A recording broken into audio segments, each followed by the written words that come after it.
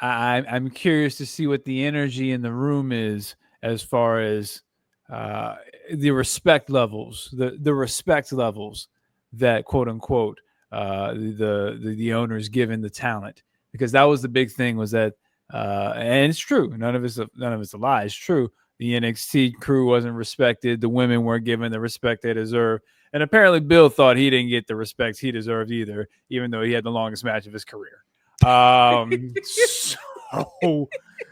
so you know what I'm saying? We'll just see what the energy in the room is if it does happen. Yeah, and before we move on, I do want to air the grievances that Scott laid out for each party. NXT, I would be pissed off because I was set up big time. And I love my city of Atlanta. I do. But to set them up at center stage compared to a big ass stadium, that was embarrassing. That was a mission that was going to fail. I feel for them. I would be pissed off. Then I talk about the ladies. I would be pissed off too because they said, well, we're going to put you up against Beyonce right across the street, and you're going to be the last show of the weekend when everybody's tired. But they said, bet. They said, you will never try us again. And they put on possibly the best WWE PLE again and had Triple H stumbling and fumbling at the press conference. Like, I don't know.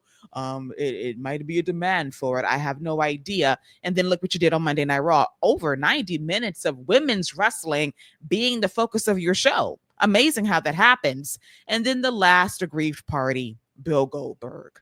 Now, I understand why he might be a little bit upset because your speech was cut off in BC because of timing issues. I get it.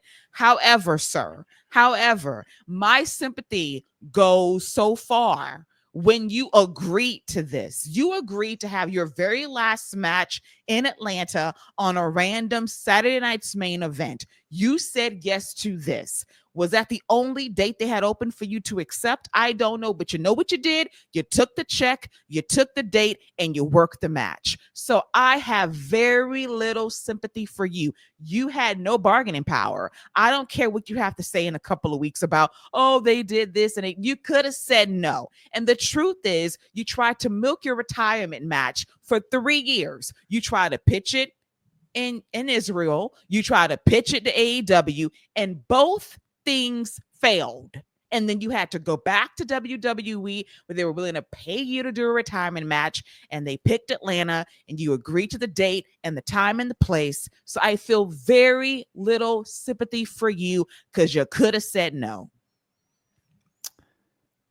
Yeah, I don't feel any sympathy for him. My man got paid a bag for 15 minutes. So nah, man, I'm out here working 9-10 hour days. My man just got a bag for 15 minutes. Nah, I got nothing for him. Absolutely nothing for. Listen, you better be glad they even came back from the commercial and gave you that 30 seconds before they went off there. They So could have went right into Dateline NBC Saturday night. They really could have. they could have went right to the next thing and forgot all about you, but they at least let you say thank you, and then they cut right off. Like as soon as he said, "I want to thank everyone," cut to black. Made in Georgia. So No, sir, not you. I mean that's how it came on my TV. That's what it, because I was watching on NBC, so that's what it looked like on my TV.